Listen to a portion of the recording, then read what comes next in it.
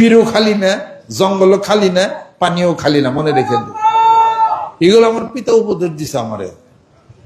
আমার একটা বই লিখতেছি চলার সাথী, এই বইটার মধ্যে এগুলো আমরা উল্লেখ করছি, আপনি পাবেন। পীরও খালি না মানে কি? তাহলে একজন লোক যদি এরকম জ্বর থাকে, এত বড় মুস থাকে, মুস একজনে ধরে ডাইল দাবা খায়, অথবা দাঁতের মধ্যে হিদলা পড়ে গেছে, চুরোট টানতে টানতে, গাঁজা টানতে টানতে, এরকম লোকও যদি হয় একজন পিসাব, তার পিছনে 200 লোক ঘুরে। কথা ঠিক কিনা? ওই যে মিরপুরে আমি একজনের দেখছি সালা পিন্দা ঘুরতেছে, তার পিছনে 300 মানুষ ঘুরতেছে। তাই না? তাই তার কি খারাপ করবেন? তার কি আপনি লাঠি পিঠা করবেন? হেও তো মনে হয় যে একজন পিসাব, তাই না? এরকম মেলাই পিসাব আছে, আপনি তারা খারাপ বলেন কেন? কিছু গুণ আছে যা আপনার মধ্যে নাই। আপনি তার সমালোচনা না করে আপনি তার গুণটাকে নিয়ে নেন, আপনি তাই তো আপনার কাজ হয়ে যায়। আপনার তো মধু সংগ্রহ করার কথা, তো মধু সংগ্রহ করতে গেলে কত জায়গায় আপনাকে যাইতে হবে।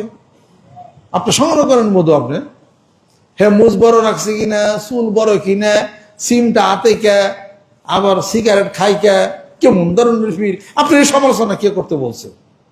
আপনি দেখেন তার ভিতরে কোনো গুণ আছে কিনা। এ কথা কি মনে থাকবে?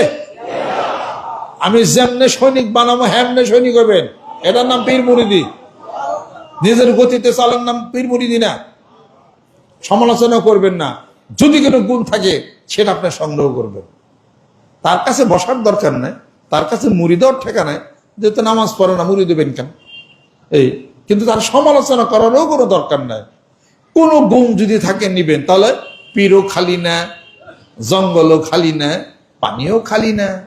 পত্রিকায় দেখেন পানিও খালি না। আমি পত্রিকার মধ্যে পড়ছি, বিদেশে আমেরিকাতে ওই পানি আসছে, জোয়ারের পানি লেকের মধ্যে আসছে, এক জায়গায় গর্ত ছিল, ওখানে তো অনেক পানি ছিল, সেখানে কুমিরাটা এসার পড়িয়ে আসছিল। একজনে পোলাবান না, সেখানে গোসল করতে গেছে, কুমিরে তার বাচ্চাটাকে থাপাতে নিয়ে গেছে, নিয়ে যায় গিলে ফেলছে। পরে সেখানে সে একজন, ওদিকে তার ছিল, লোকজন ডাক ডুক দেয়া, আবার সেটা আনছে, বন্দুক আনছে, আইনে সেই কুমির মারছে, মাইরা পেট ফাইরা তার বাচ্চারে বাইর করছে। তাহলে পানিও খালি না। কক্সবাজার গেছি কয়েকবার, জুতা বেঁধে হাঁটছি, পানির মধ্যে আমি নাই, যেখানে পানি আছে সেখানে আমি নাই। কেন? আব্বা একদিন বলছিলেন যে পানির মধ্যে কিছু থাকে, বিশ্বাস করো, যা তুমি দেখো না। পীরও খালি না, জঙ্গলও খালি না, পানিও খালি না, মনে রেখে দিন। এগুলো আমার পিতা উপদেশ দিছে আমারে। আমার একটা বই লিখতেছি চলার সাথী, এই বইটার মধ্যে এগুলো আমরা উল্লেখ করছি, আপনি পাবেন। তাহলে পানিও খালি না, জঙ্গলও খালি না। জোয়ারের মধ্যে আসছিল, ওইটুকুর মধ্যে কুমির পলে আসে, যাইতে পারে নাই, যে গোসল করতে গেছে তাই অন্য দূরছে। আপনার যে জমানোর সর এখানে একটা ঘটনা করছে, গিরা পানির থেকে একটা লোকরে নিচের থেকে তলিয়ে নিয়ে গেছে, আর পাওয়াই যায় নাই। কেমন হলো এটা? জঙ্গলও খালি না। পত্রিকার মধ্যে দেখেন পাইছি আমি, সুন্দরবনের কাছে যাদের বাড়িঘর, বাঘ অনেক সময় খাবার পানি, ক্ষুধার্ত রয়্যাল বেঙ্গল টাইগার বাঘ লোকালয়ে চলে আসে, বাঘটার দেহটাকে এমন ভাবে গোপন করতে পারে আপনি দেখবেনই না তাকে। ছোট্ট একটা ঝুপের মধ্যে চুপ করে এরকম লম্বা হয়ে শুয়ে থাকে, সেরকম শুয়ে ছিল। বাড়ি থেকে লোক বাড়িছে, ফট করে দাঁড়িয়ে বাঘ তারা ধরে নিয়ে গেছে। তাহলে জঙ্গলও খালি না, পানিও খালি না, পীরও খালি না। পাইছেন? মুজার বড় হে যদি পীর হয়ে থাকে, নামাজ কালাম পড়ে না, কথা ঠিক, তার মধ্যে কোনো গুণ তো আছে। কি গুণ আছে? সকালে খাইছে, সারাদিন হয়তো খায় নাই, সন্ধ্যার পর একবার খাইছে, একটা গুণ তার আছে, খাওয়ার জন্য আহত করে নাই। আপনি হুজুর খাওয়ার দ্বারা আহত করেন কেন? এই খাওয়ার টাইম হয়ে গেছে, এখনো খাবার দিল না, এরকম মানুষ আমার মনে করছে। হ্যাঁ, বিকাল 4টা করে গেলো, তোমাদের এখানে ওয়াজ করার জন্য আসছি, কি মনে করছো তোমরা আমাকে কোনো দাম দিলে না? হ্যাঁ, আমি কি কিছু না, খেতে লাগছে আমার বিষয় বৃত্তান্ত। আপনি হুজুর এত চেতেন কেন? আপনার কি হয়েছে?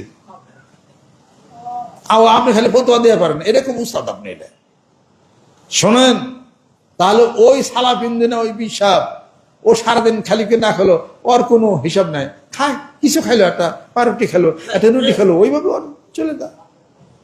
ওর নামে তো কেস নাই, আপনার তো ভালো না, আপনার নামে কেস কেন? আপনার নামে কেস কেন?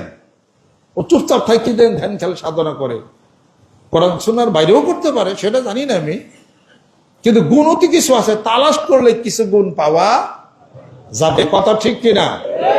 তাহলে পীরও খালি না, মনে রাখিস, জঙ্গলও খালি না। আর একটা পীর যদি অবৈধ যদিও, তাও কিছু জাদু মন্ত্র কিছু একটা শিখছে, কিছু একটা পারে, কম পক্ষে 7 দিন তো তুই অসুস্থ থাকবি, হে কাম তোরা হাইরা দিব, বুঝিস? কথা ঠিক কিরকম?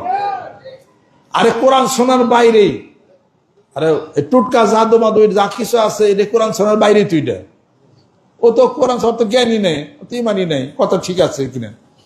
খারাপ হলেও তো কিছু আছে পিসাবের ভিতরে, আছে কিনা কন? তারা তো কাইজা বাজার ঠেকাটা কি আছে তোমার সাথে? এত ফকির এরা কি জানে, তার সাথে কাইজা বাজারে তোমার দরকার কি আছে? তার ভিতরে কিছু ভালো থাকলে সেটা গ্রহণ করো, আর নিজে যে অনেক কিছু পারো এটা বড়াই করে না। তোমার যাই বাদল হাই রে, পর পিছের বল দিয়া পারো না, ওর সে সুরা কেরাত কর। তুমি কি দাউদ আলাইহিস সালাম বেশি সুরা কেরাত পারো না? তুমি যিনি কোরআন নাযিল করছে তার থেকে বেশি কেরাত তুমি পারো, রসুল থেকে কেরাত বেশি পারো তুমি? তাহলে কিসের এতে কেরাতের বড়াই করো? কে হাদিস করো তুমি? তুমি আল্লামা ইবনে হাজার আসকালানী রাহমাতুল্লাহ হাফেজে দুনিয়া, তার মতো তো তুমি হইতে পারো নাই। তাহলে এত কি বড়াই তুমি করো?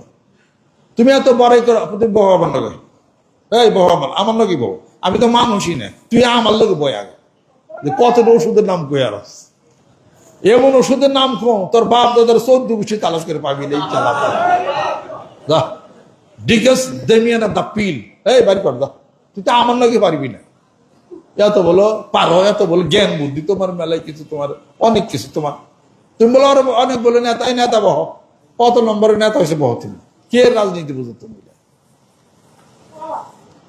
ওষুধের নামে তো আল্লাহ ইমাল শোন আনো, বাংলাদেশের কোন ডাক্তারে পারে আনোদান দেহ? এই জানা ওষুধে তাই তো টাকা দিয়ে কিনবার পারো না, ওয়াটার বরেজ কম্পাউন্ড এগিয়ে নিতে পারো না, সেরিটেড এ নিতে পারো না, ইউনিকন্টেড এ নিতে পারো না, অ্যামিলিফাইন এ নিতে পারো না, ইওফাইলিন পারো কি? অ্যামলিফাইলিন আর রিটার্ন একটা, আর ইওফাইলিন একটা, শ্বাস হাঁপানোর জন্য, এটা ওষুধ করে দিলাম। এগুলো কত ওষুধ, তাই তো পারো। আমার নামে তো তুমি পারো না, আমি তো ছোট মানুষ, মানুষই না আমি, তাই তো পারো না। এটা আমার মেলাই বলো পারে, হ্যাঁ রে পারো মেলা রে।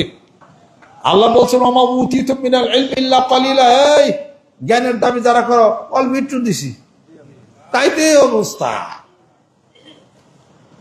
যত ইলম যা জ্ঞান সব কিছু আমার রাসূলকে জিবরাইল ফেরেশতার মাধ্যমে শক্কে সদর করিয়া স্বর্ণের সেই বাটির মধ্যে ভিতর দিয়ে প্লাস্টার করে দিছি।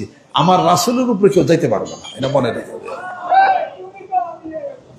আর যাকে আল্লাহ পাক নিজে হেফাজত করেছেন, যেরকম সুবহানাল্লাহ।